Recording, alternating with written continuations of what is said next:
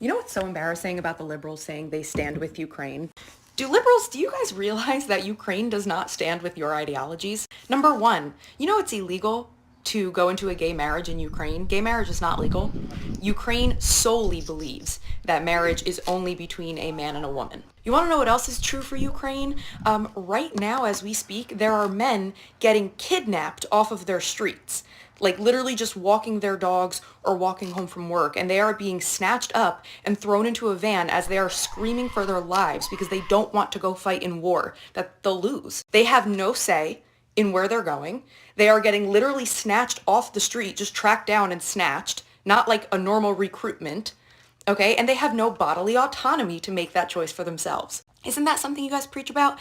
Wouldn't kidnapping someone off of the street to go fight in a war they don't want to fight in because they want peace, wouldn't that be dictatorship? If I can vote and I can go to war by force, it should happen to women too.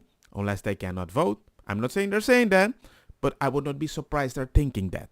Wouldn't that be lack of bodily autonomy, a lack of choice, and a little bit sociopathic? And you want to know what else is true for Ukraine right now? You want to know what else? Is that their soldiers in interviews are saying they don't want to fight anymore. They're tired, they're exhausted, and they want peace. They want the war to end, whether they win or lose. Their words, not mine.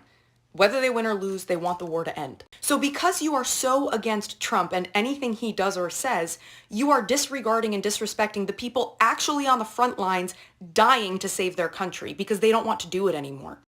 And Zelenskyy is just blatantly ignoring them by continuing this war and not going for peace. You want to know something, guys? Your entitlement is astounding to me. You will stand with any other country that is not America, and it's absolutely insane. Ukraine is not a part of NATO, okay? So because we made a verbal agreement 30 years ago based on an unrelated situation does not mean we have to keep going into trillions of dollars in debt for a country that we are not in NATO with. That's an interesting way of that makes sense. The agreement we made back in the 1990s was not binding law. It was an agreement, yes, but it was not binding. America can absolutely pull out if they deem fit. That is how it works. And guess what? $40 trillion in debt, and we are just dishing out billions when we can't even afford that for our own people is irresponsible spending. And apparently Congress of 2023 felt the same way when they continuously blocked aid from Biden sending more aid. You would rather stand with a suffering dictatorship-like country than with your own people who are broken, starving because it's what Trump doesn't want. That shows more about you than it does anything about Trump, and it does anything about the war. So when you say you stand with Zelenskyy, you're standing with a man who does not stand on the same morals that you scream at everyone else for not having. So yeah, I'll say it again. If you guys had no double standards, you would have no fucking standards at all. And it's embarrassing, and it's why you lost this election and will continue to fucking lose. And before anyone puts words in my mouth and tries to have a gotcha on me, no, I don't stand with Russia either, okay? It's okay to not support either. Have we ever thought about that? Have you ever thought about the fact that maybe both sides have acted irrationally and ugly? Have you ever thought about that? That's okay. That's okay. You don't need to pick a side. You could just pray for the families and hope to God that peace is made soon. I know that's really hard to grasp.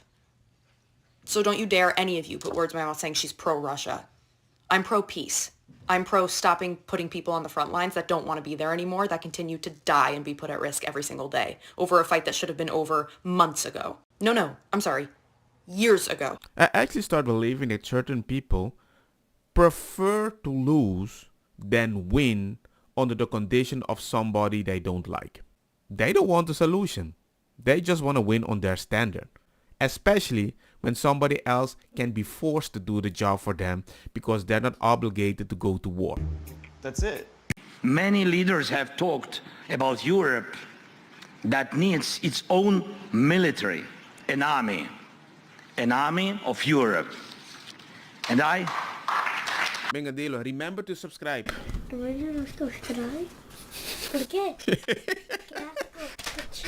The U.S. will have to send their sons and daughters exactly the same way as we are sending their sons and daughters to war, and they will have to fight because it's NATO that we're talking about, and they will be dying, God forbid, because it's a horrible thing. I'm just surprised that he is sending people by force, and he can confidently say that, and telling other countries, you have to do that too.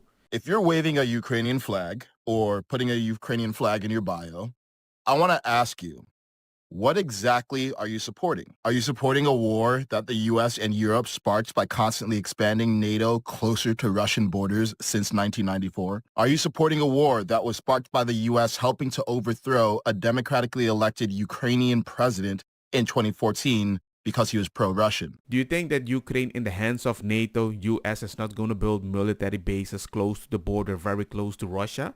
As if that would allow Russia to maybe infiltrate Mexico and build military Soviet bases near America? No. Are you supporting a war that was instigated by Biden supporting Ukraine joining NATO in 2021, which would be like Mexico entering a military alliance with Russia? I guess I am smart. I'm a pattern recognition expert. Which would be like Mexico entering a military alliance with Russia. Are you supporting funding war or forging peace? Now, to be clear, Putin started this war. Putin broke international law. Putin has blood on his hands.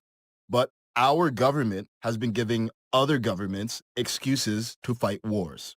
Weapons companies who own our politicians profit from war and find new reasons to start war, give them excuses. U.S. aid, which has been undermining foreign governments under the guise of humanitarian aid, gives them excuses.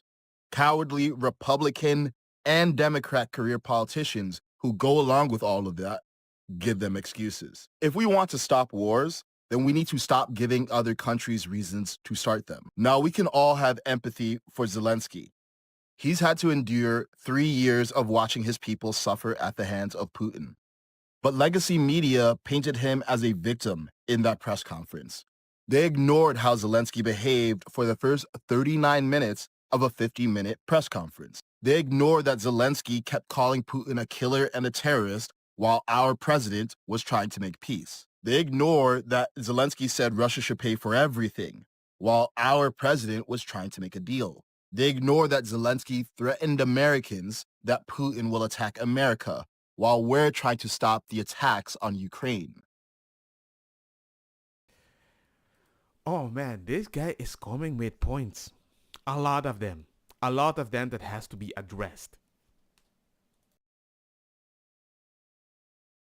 They ignored that Zelenskyy is fighting a war with money that isn't his, while our president is fighting for peace.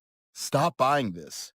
Stop buying the story that we need to fight Putin forever. Stop buying the story that we need to use American money for Ukrainians and Russians to die. Stop buying the story that Trump talking to Putin to create peace is somehow wrong. Stop and ask yourself, what exactly are you supporting? Are you supporting peace for the Ukrainian people, or are you supporting governments who get in the way of peace? In all honesty, I don't think they really care about the government. I think more they want to feel good about themselves, as if I want to help you by sending somebody to fight for your war. Even if they are forced, but they're doing a good thing, and if it's forced, I didn't create the law. It is what it is. Here is something that the political establishment and propaganda media don't want you to know. Ukraine's President Zelenskyy has just banned yet another political opposition party, one that questioned his legitimacy as president, and used Ukraine's Department of Justice to mandate the seizure of this party's members' assets. Now, this is just the latest of Zelenskyy's actions to do this sort of thing. He began banning major political opposition parties in 2022, when he also started banning TV channels that were associated with his political opponents. And he took over total control of Ukraine's largest television networks, now controlled by their government. Now, Zelenskyy's presidential term ended on May 20th. He canceled elections in the name of martial law, suspending Ukraine's constitution so that he could stay in power. Now, defenders of Zelenskyy will say, hey, Ukraine is in the middle of a war. They can't have elections. Just stop for a moment and think, if we accept that excuse or criteria for suspending the Constitution and canceling elections, then we should presume that leaders in our own country and our own establishment media will also use this same excuse and rationale when they suspend our Constitution and our elections, since we too are at war with Russia and China. If you think this sounds crazy, look at what's already going on. They've already started conditioning us to accept a dictatorship by rationalizing their own use of our Department of Justice to target President Trump and other political enemies in their efforts to stay in power. I mean, they already called Trump a ninja, remember?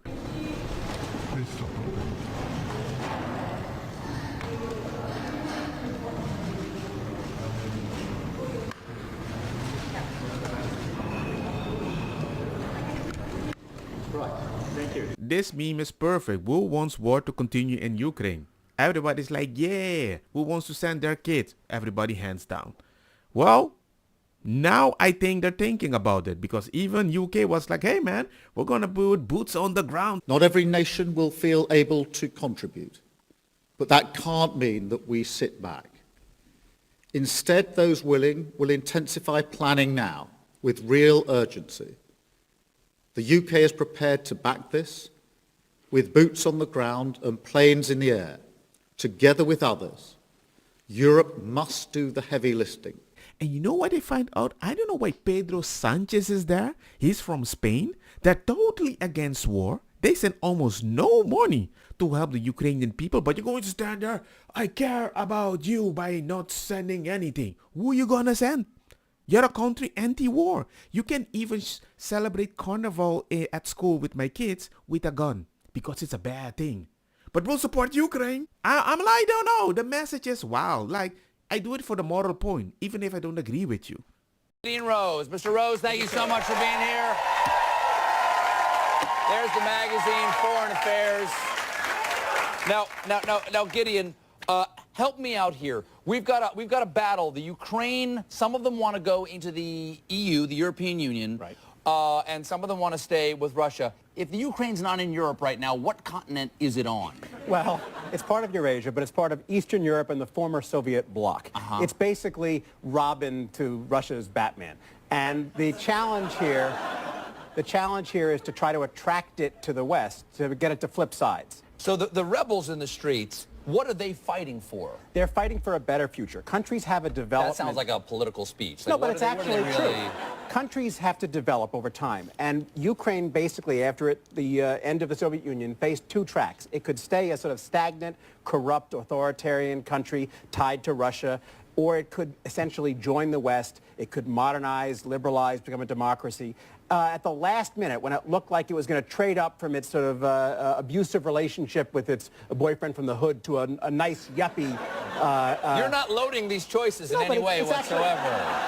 It's actually true. When it looked like it was going to trade up to a better environment, at the last minute, Putin offered a bribe. How much? $15 billion. That's a lot of cash, It's a lot of cash. And the president, who himself was tied to the old elites and the eastern part of the country with ties to Russia, decided to back off the change and go join Russia. Do you know how many pirate-themed restaurants you can buy with $15 billion? The problem was the western parts of the country and the younger parts of the country and the more modern liberal parts of the country basically knew that they had no future being Russia's vassal, so they took to the streets. Is America taking sides in this in any way? If these people, the rebels are winning right now, right? Yes, just recently. Why isn't Obama spiking the ball in the end zone and calling Putin and saying, hey, you might have won the medal count, but we won the country count, biatch? It's actually a very good question, and the answer is that we don't want Russia to intervene and kick over the table like a game of Risk and take Ukraine back. And so would they do that? Could he send in troops? Yes, he could. So we are choosing... Does Ukraine have any troops of their own? Would they fight back? Yes, but we don't want this to escalate, and we don't want Russia to crack down. So we want to basically distract Russia. Oh, look, you have the highest medal count. Oh, you did really well. And focus on the Olympics. Here's a shiny object. We'll just take an entire country away from you. Basically. Okay. Wild. Yeah. That's wild. Yeah. It's just wild that that's like a humorous thing that everybody thought was outside the realm of possibility. And now here we are. Right. Right. 8 years later, it's actually happening. It is happening. And you see the drivers of this, when we talk about the military-industrial complex, it's not just the United States, because the longer this goes on, the more NATO is strengthened. I think 2 other countries, was it Finland and Sweden, have just joined NATO as a result of this. These big arms deals are also happening with NATO. The major producers of these weapon systems are coming from the military-industrial complex here. So as you can see, ladies and gentlemen, you saw all the video, and just let me know if you are noticing a dishonest pattern. Don't get me wrong, makosa kita bong. Buta fire na mi blonde, kush hash, purple skunk, criollo, colombici, jam jam, durlo, verde, welcome.